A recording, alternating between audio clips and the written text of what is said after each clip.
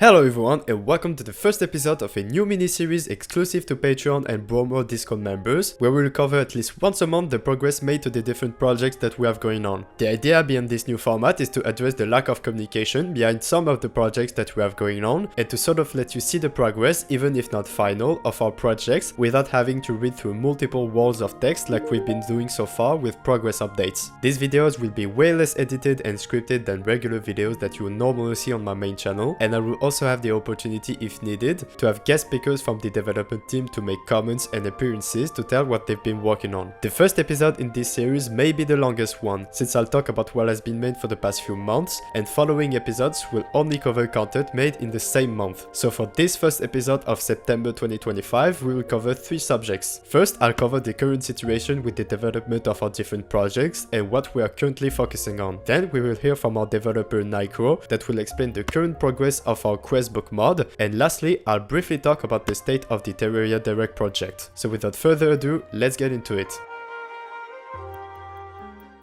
First of all, and maybe the most asked question in the Discord server, where is the Bare of Soul mod pack? Well, if you've been following the announcement channel on the Discord, you would know that due to several mistakes in communication on my end, because of my inexperience in the modding community at the time, and not knowing that the project would blow up like this, multiple developers behind some of the most important mods supposed to be included in the mod pack refused and backed out from the project. Now, this is ultimately my fault, and I take responsibility for this, but it did left us with only a fraction of the content that we are supposed to have in the mod pack, left a lot of content that we made so far useless, and killed the momentum that we had with the release of my mod pack videos. So instead of focusing on the compatibility side of the mod pack and potentially risk to lose our work all over again if another mod backed out, we focused on the other things that we needed to add to make a mod pack work and to make sure that mod packs would still be possible to do by other people if Bare Souls didn't succeed, which was T-Pack Builder and the Questbook mod, especially the Questbook mod. Last time you saw the Questbook UI in the last announcement we made, it looked like this. Well, I'm happy to say that a lot has been happening with the Questbook mod, both in terms of design and functionality, and I will let the Questbook developer Nicro talk more about what has been implemented and what are the remaining features we are working on. Hey everyone, this is Nicro, the programmer in charge of the T-Pack Builder and Questbook's API mods. As Brome mentioned just before, the main thing we want to accomplish with these videos going forward is a demonstration of the progress we are making and a medium for clearer, more direct communication with the player base that makes this project possible. Originally, we wanted all of our content output to be something new and surprising for players. However, it's become clear that with the amount of support we've received from community members, it simply isn't fair to leave everyone else in the dark the way we have been. Now, without further ado, let's go over what's been done so far. The first thing the Bare of Souls team worked on and put out was the T-Pack Builder API, which is currently already available in the Steam Workshop. This mod intends to make the configuration of content from other mods, i.e. building mod packs, significantly easier and more streamlined through the use of simple JSON files. We created an initial release, then a major update in v1.1, and a minor update in v1.1.1, both of which included new options for modifying modded and vanilla game content. As for the future of T-Pack Builder, there's plenty left in store. It's become clear that the main thing missing to make T-Pack Builder truly accessible to everyone is an in-game GUI for making content JSON files. Once the Questbook mod is complete, I will be revisiting T-Pack Builder to work on this in-game GUI, hopefully enabling more people to make more mod packs in the future. In the meantime, we have complete tutorials and guides for building your own T-Pack Builder compatible JSON files on the T-Pack Builder GitHub page, which is linked in this video's description. Now, let's talk about the Bref team's current project, the Questbooks mod. The undertaking of this project has been huge, and I'm super excited to share with you what we've been working on and the progress that we've made. Starting in the initial design concept, this is what the mock-up of the UI looked like. We took a little inspiration from Boss Checklist's Boss Book, as well as quest trees that are common in many Minecraft mod packs, and created what we felt would be the perfect hybrid of tree-organized content and progression-separated content. What I mean by this is that we have content divided into chapters, and those chapters are organized into books. This enables the player to effectively navigate to specific points in progression without having to scroll around massive quest trees, and it allows quest trees to become more complex and in-depth without becoming too large to the point that they are tedious to navigate. A lot of time has been spent developing this UI, and you are seeing some development snapshots from along the way right now. from organizing the UI elements to creating smooth animations to designing and iterating upon those elements. Over the past few months, the Questbooks UI has really taken shape, and we are very happy with how it is turning out. In fact, as of this progress video, the Questbooks UI is 100% functionally complete, meaning the only things left are quest building and UI polishing. So, let's talk about what the Questbooks mod can actually do. Here is what the Questbooks mod currently looks like in-game. If you check out the keybind configuration, you'll see we have a keybind for opening the Questbook UI. Additionally, when opening your inventory, there's a button you can click right here in the top left next to the Vanilla Achievements UI. Performing either of these actions will open the Questbook. We have some plans down the road to incorporate animations into the opening of the book, and some effects on the button in your inventory that indicate new quest availability or progress. Now, in the Questbook UI, you can resize the entire book with this tab in the bottom right, or move it around by dragging the spine of the book. Right-clicking either of these will reset them to their defaults. On the far left here, we have the different books that represent aspects of the game. There could be one book for main progression, one for fishing, one for NPCs, one for quest trees. Ultimately, the organization of books is up to the developer utilizing the API. However, the Questbooks mod will contain a default vanilla-oriented set of books, which might look something like this. Then, inside of each of these books are a subset of chapters. These chapters break down the books into more manageable quest trees. For example, having one single quest tree to represent all of Terraria's progression would simply be unmanageable. It would be huge, annoying to navigate, difficult to keep track of, and generally a mess.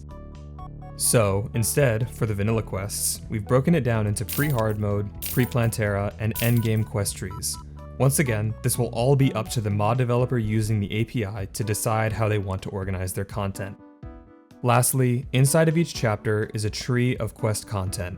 Each of these elements represents a quest and contains details or hints that guide the player in the direction of completing them. We really wanted to ensure when designing these quests that we don't explicitly tell the player what to do, only give them nudges in the right direction, and still allow them to discover content for themselves. As an example, rather than explicitly telling the player, craft a set of wings, we might add a quest that unlocks after defeating the Wall of Flesh, saying, defeat a newly awakened beast of the sky, which has a connection to a quest regarding the floating islands. The player would likely decide to investigate the floating islands again, and upon defeating a wyvern, would receive Souls of Flight. The next logical step is to take these to either the guide or the recipe browser mod, upon which they'll see that they can craft wings. In this way, we've shown the player all about the wing content of the game with only one quest hint that makes no mention of any specific game content, allowing the player to discover everything for themselves. Our main goal with this is to dissuade the player from using the wiki, as we feel that needing to use an outside source to experience the game to its fullest detracts from the overall experience. Now, let's talk about the developer experience for Questbooks. When designing this API, I really wanted to strike the perfect balance between supplying developers with a highly fleshed out framework while still enabling them to have flexibility and control should they want to change any of its aspects. To enable developer mode for the mod, you'll first need to have your own mod, and then either a reference to the Questbooks assembly, or you can use a mod call. Then, when you go in-game, you should see this button for Toggle Designer. Enabling the designer will then allow you to add, delete, and modify any of the content in the UI. More details and tutorials will become available as we get closer to the public release, but for now, expect that creating new quests will be as simple as implementing a new quest type, like this. Well, this has been it for the API section of this progress report. We are still hard at work continuously developing and improving the Questbooks mod.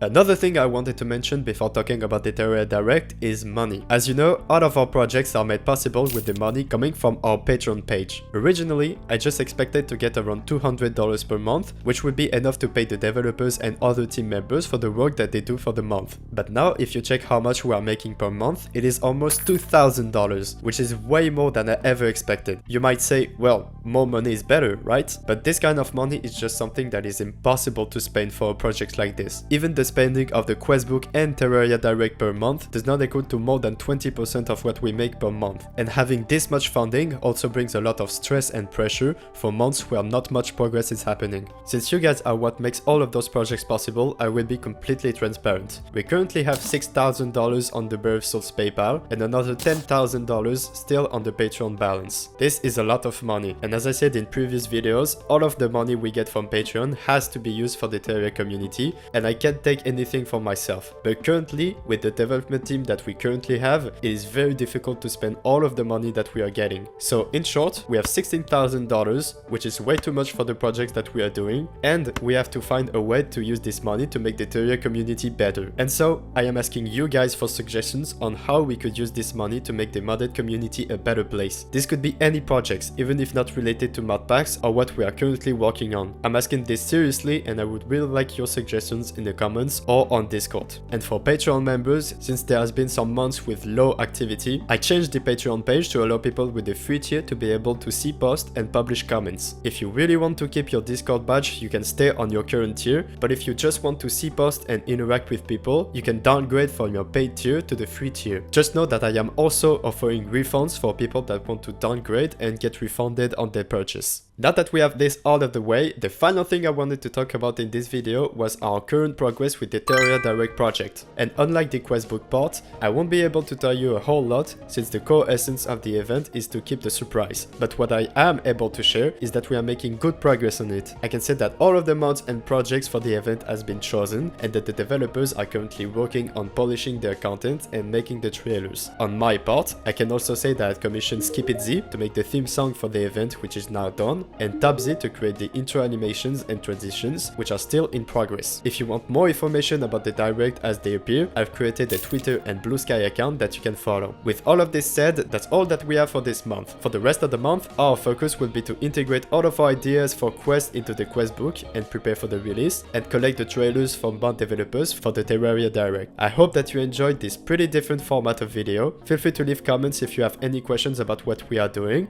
and I hope to see you for the next video. Bye!